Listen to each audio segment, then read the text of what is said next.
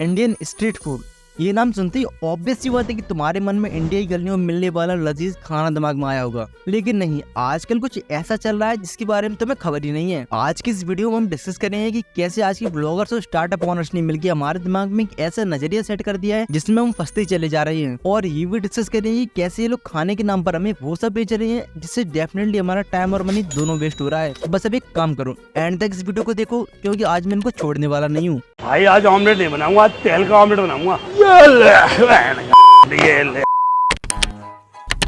कुछ साल पहले तक स्ट्रीट फूड नाम सुनते ही मानो मन में एक अलग से सुकून मिलता था, जिसे आप किसी भी गली नुकड़ी खुली दुकान पर आराम से जाकर चैन से खा सकते थे। ना कोई लड़ाई, ना कोई हवाबाजी, सामान्य सस्ता और ना किसी तरह की धोखेबाजी। लेकिन समय बदला, टिकटॉक बंद हुआ, रील्स पर मुजरा हुआ स्टार्ट, बड़ी बड़ी बीमारियां आई जिसने लोगों की सोच के साथ साथ जीभ का भी टेस्ट बदल दिया। नहीं जी, आप बिल्कुल गलत सोच रहे हो। मैं कोरोना की नहीं, मैं वायरल इंडियन स्ट्रीट फूड की बात कर रहा हूँ, जहाँ एक टाइम पे कोई ना चाहते हुए भी ठेला लगाने को मजबूर हुआ करता था। वहाँ पढ़े लिखे लोग भी इस ठेले को स्टार्टअप का नाम देकर खाने के नाम पर बस खाना छोड़ के हवाबाजी बुलाए थे वहाँ पे। मेरे को ये भी नहीं पता था कि फॉरेन कंट्री के कुछ लोग आ रहे हैं वहाँ पे। मेरे को बिल्कुल ही नहीं पता था कि जो मेरे को मिले वो इतने बड़े आदमी है करके। उल्टी सीधी गालियाँ इससे पहले क्या करते थे? मरा था और 100 तरह की नोटिंग करने लगी हैं। वड़ा पाव गर्ल सब देख लिया सर, सब देख लिया। रिश्तेदारों को बदलते हुए देखा, सबको छीनते हुए देखा, रोटी के लिए लंगरों में लगते हुए देखा खुद को। अरे बस कर भाई।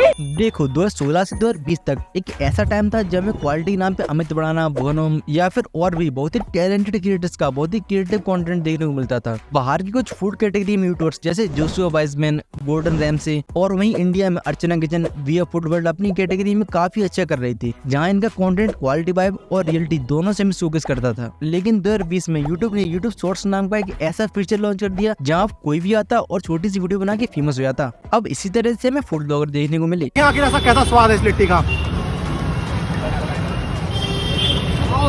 स्वाद सच में बहुत ही बढ़िया, जैसा कि भैया ने बताया, ऑसम। इनका कंटेंट कुछ इस तरह से था, ये किसी स्ट्रीट फूड पर जाते, उनकी फूड को परचेज करते और फिर उस फूड का ऑनेस्ट रिव्यू अपने ऑडियंस को देते। नाइस, वेरी गुड, कोई दिक्कत नहीं थी। लेकिन हद तो तब पार हो गई जब यही creators just for getting views and money paid reviews और फेक फूड चैलेंजेस करने लगे, और इसे देखने में लोगों को मजा आने लगा। और इसी लेस एफर्ट की वजह से mostly food bloggers toxic content अपनी ऑडियंस को देने लगे, जिससे इन्होंने अपनी एक ऐसी ऑडियंस बना ली जिन्हें फूड के नाम पे टॉक्सिक फूड देखना था। और यहीं से शुरुआत हुई वायरल इंडियन स्ट्रीट फूड की। बाकी करंट की बात करें तो समय ऐसा आ चुका है कि इनके कंटेंट के साथ साथ इनका इन्फ्लुएंस दिन पर दिन खराब होता जा रहा है। चलो बहुत हो गई सीरियस बातें, अब इनकी असलियत खोलते हैं। ये है चंद्रिका दीक्षित, बड़ा पाव वाली दीदी। मुंबई में एक आम बड़ा पाव आराम से 15-20 रुपए का मिल जाता है, लेकिन ये दीदी उसी बड़ा पाव को 50 रुपए का बेच रही है। तो सबसे बड़ी बात है वो है इसके प्राइस के बारे में। शायद 50 रुपए का एक था ना, ये 50 का एक था। तो मैं कहूँगा हाँ, प्राइस थोड़ा ज़्यादा है। वो इसलिए भाई क्योंकि उनके पास फेम है। अब जब आदमी का नाम चल रहा तो भाई वो किसी भी प्राइस पे बेचेगा। एक तो आप ओवर प्राइस दे रहे हो, ऊपर से लॉ एंड ऑर्डर को भी नहीं मान रहे हो। और जब मैं ये स्क्रिप्ट लिख ही रहा था तभी एक न्यूज आती है, दीदी को तो पुलिस पकड़ के ले गई। आप जैसे इनकी हरकतें हैं उसके अकॉर्डिंग तो ऐसा होना ही था। देखो हुआ कुछ यूँ था, इन मोहतरमा ने दिल्ली के पीतमपुरा में अपने ठेले लगाया था। पहले वहाँ कोई आता जाता नहीं था, या सिंपल भाषा में बोलूँ तो इनकी वजह से वहाँ पे कुछ टाइम से भीड़ आ रही है, जिस बात पर ये रोक झाड़ती है। अब आपके बाद मैंने देखा है 2-3 और भी, मेरे अलावा 5 कार्ट और बड़ा पाव। उनके बारे में आपकी क्या राय है? अच्छी बात है, ये अपनी जगह टेस्ट नहीं दे पाए, वहाँ पब्लिक इकट्ठे नहीं कर पाए, इसलिए यहाँ गए। यहाँ बनी बनाई पब्लिक थी। अब एमसीडी वालों ने रूल्स के अकॉर्डिंग इन्हें ठेला हटाने का, क्योंकि इनका ठेला एक तो गलत जगह पर था, ऊपर से इनकी वजह से रोड्स वगैरह भी जाम हो रहे थे। तो दीदी ने लॉ एंड ऑर्डर को चाय में गिरी हुई मक्खी की तरह बाहर निकाल के फेंक दिया, और वो इस बात पर उल्टा लड़ाई करने लगी। और बस यही नहीं, इन्होंने तो रोड पर भंडारा तक ऑर्गेनाइज करवा दिया था।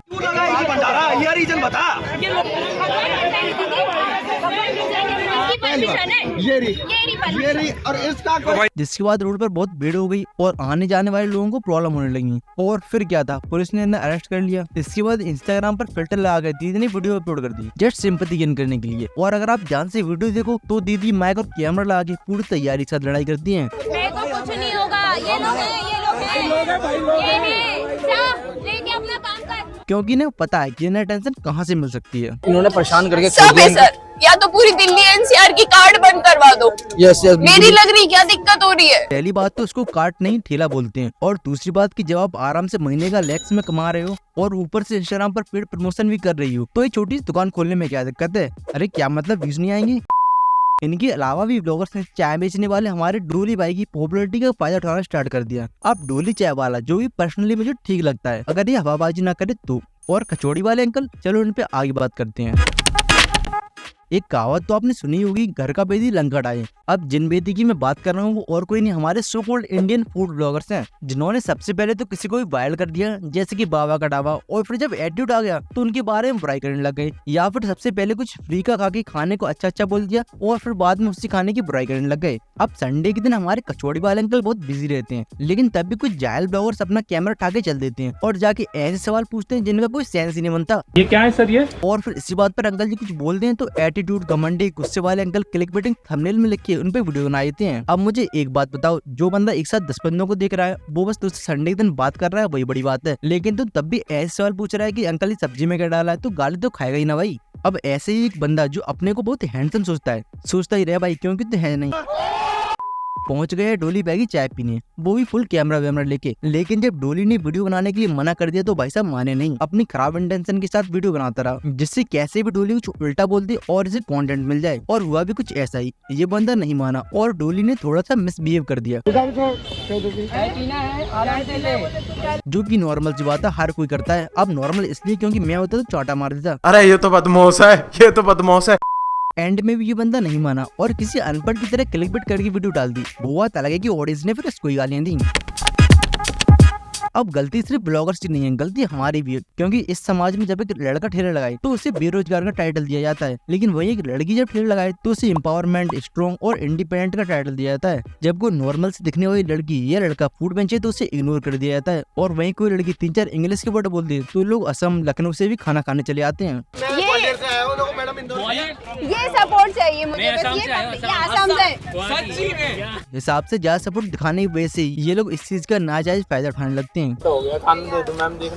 कौन सा वाला सबको नुकसान हो जाएगा। और फिर फेमस होने के बाद उल्टा ब्लेम भी करते हैं। इन द एंड मैं तो यही बोलना चाहूंगा कि प्लीज ऐसे फालतू में किसी को भी अपने सर पर मत चढ़ाया करो, खाने के टेस्ट को सपोर्ट करो, ना कि किसी के लुक्स को। और ये बेचने वालों से भी रिक्वेस्ट है कि फेक लाइफस्टाइल या फेक सिंपैथी लेना बंद करो, और अगर इस ठेले को असलियत में एक स्टार्टअप की नजर से देखते हो तो अपनी क्वालिटी पर वर्क करो, ना कि कंट्रोवर्सी करने में, वरना बाबा की तरह कुछ दिन के मेहमान हो फिर कोई नहीं पूछेगा। आज सब्सक्राइब के बारे में नहीं बोलूंगा, अच्छा लगे तो करना वरना मत करना, क्योंकि कुछ करो ना करो इस वीडियो को शेयर जरूर कर देना।